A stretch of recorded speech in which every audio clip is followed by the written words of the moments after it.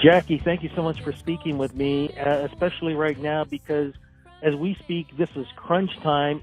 Something is going to be happening very special on Friday, May 4th. Woo! There is something that has to do with music. There's something that has to do with performances. There's something about celebrating Toronto Canadian artists, and it's all going to be happening in one location in Toronto. What is going to be happening May 4th, please? On May the 4th, across the board, my band and Jessica Speciale and her band are doing a double CD release for our upcoming albums. And we've already sold it all out. It's completely sold out. So we're super excited and pumped to do this show. Now, where's the show happening? May the 4th, which is Friday, at the Hideout in Toronto, which is on College Street. And you said it was sold out. It's sold out. However, there's probably going to be about 20 tickets at the door that'll be made available that we've held back. But I can never guarantee that's going to happen.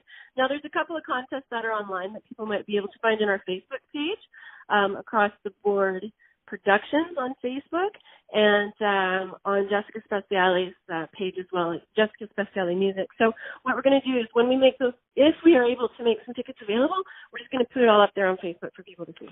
Congratulations. How do you feel about something like this happening? And especially because, too, let's face it, the warm weather is finally here.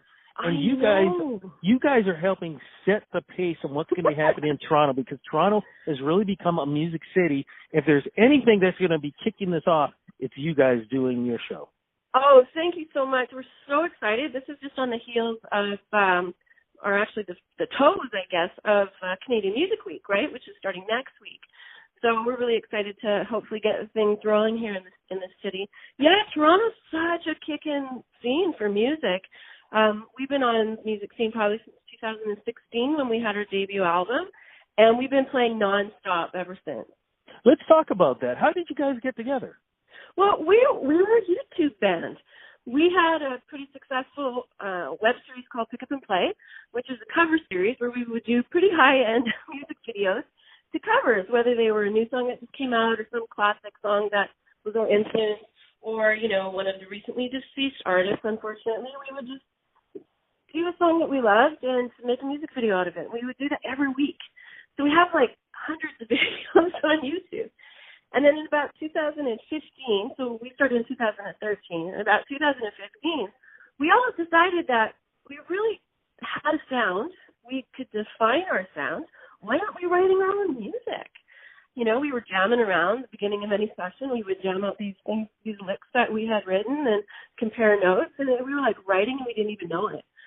So that first album, which was called Jane on Fire, actually named after the Jane and Finch area in Toronto where we have our studio, that came about as a result of initial sort of jam sessions and garage jams, backyard things, and music videos on YouTube.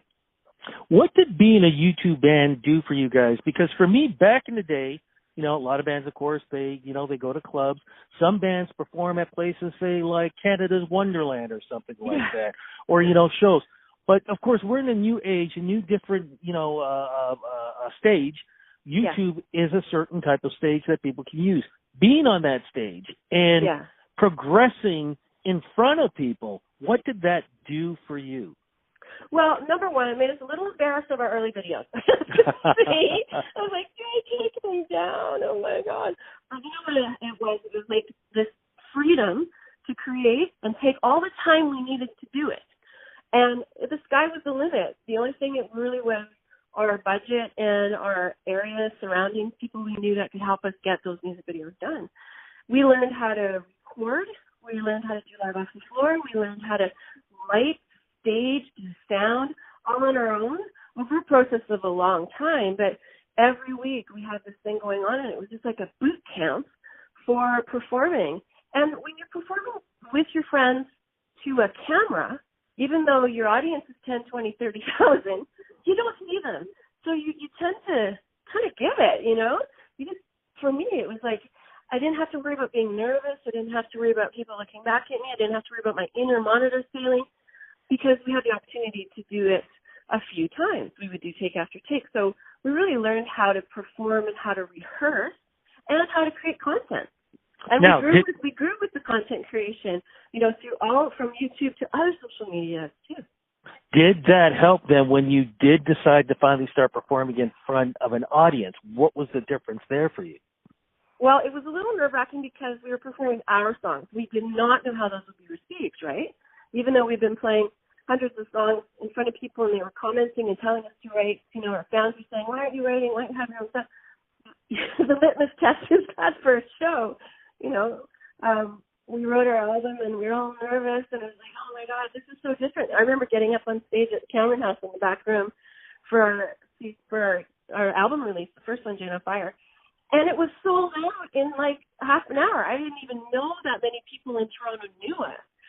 So it was like one of the benefits was having an immediate fan base that we had built up over social media locally without even knowing it.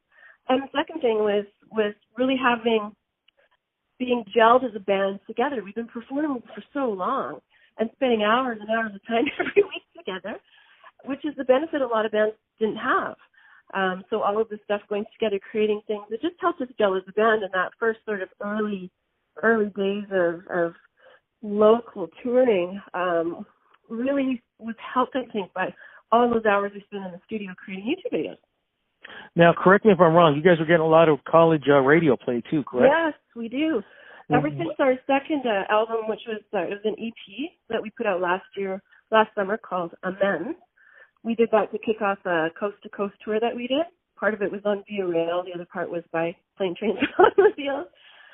We wrote this three-song concept album with instrumentals and remixes. And that particular album, that was sort of the one that kind of launched us a little bit out, and we got some awards for that. We also were able to take that to Canadian Music Week and started to get college radio as a result. We were on a label called Star One Records in the States for that, and so that helped us too. Got a little bit of over the border listening. Okay, well, look, boot camp is over. You've got the new album out right now.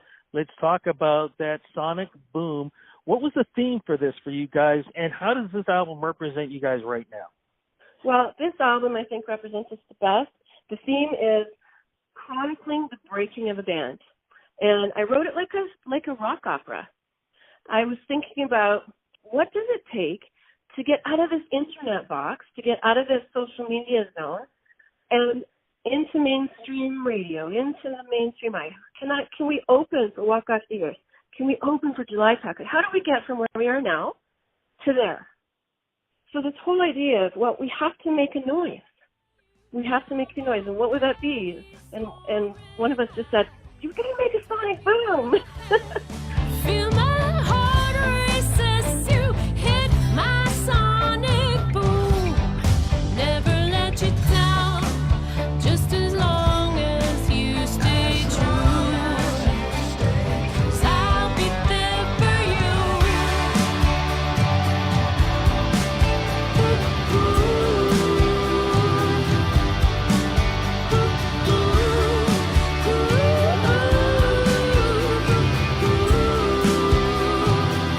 We wrote 7 out of 8 songs. The 8th song is actually a Kite song, U2 song by Kite, called Kite, written by The Edge and Bono, and it just sort of fit well into the suite of songs.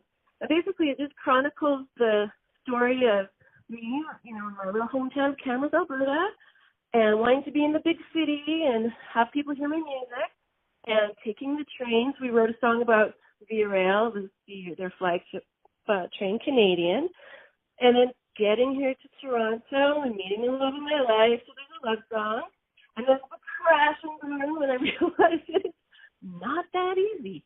The lowest point in the album is a song called No Curtain Call, which is basically that moment where an artist is sitting in a club playing on the stage and there's like 5 people and they all have their backs to them. That moment where they turn the lights in the club and everybody walks out. It's like, oh my God, what am I doing? And then coming right around circle to kind of being true to yourself, not worrying about what people think, and just writing music for yourself that you love, being the artist that you are. And that's sort of how the whole story takes place. This sounds like this album is a lot of fun, but more importantly, May 4th for the show, Sounds like that's going to be a lot of fun too. Are you going to be performing a lot of songs from that album, I assume? Yeah, we're doing pretty much all of our songs. Period. We're going to do the whole EP, Some Amends. We're going to do this whole album and some of the songs from Jane on Fire. So we've got an hour and 15-minute set. I hear you're going to be there that night. I'm going to be emceeing this, so I am looking forward to this. I get a chance to introduce you guys, and I don't want to give anything away, and don't give anything away, but there's going to be a very special announcement at the show that's going to basically affect what's going to be happening throughout the rest of 2018. I'm excited. I wish I could don't say say anything. Don't say anything, but here's the thing, though. If folks want to find out, the ones who can't make it to the show, if they want to find out more, what's your social media, website, Twitter, all that stuff, because that announcement will be there. Where do they go? Yes, you can go to acrosstheboardmusic.ca, and everything ACB, we kind of call ourselves ACB Across the Board because it's too hard to say. And also you can catch us on Facebook / Across the Board Productions, and we're going to be doing live streaming of parts of the show as well on Facebook and Instagram. Our Instagram handle is Across the Board Band.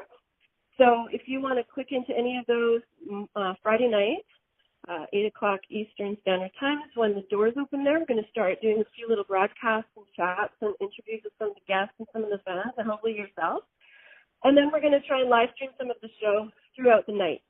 So if you can't make it or you don't have tickets, you'll be able to catch all that stuff. And just head over to our Facebook page or our website to find it. Fantastic. Sounds like it's going to be a lot of fun. Look, say hello to everybody for me. Looking forward to seeing you guys tomorrow. Looking forward to introducing you guys tomorrow. But more importantly, cannot wait to hear the music and see you guys live. Again, congratulations and all that. Thanks, Rudy. Thank you so much. Want you to hear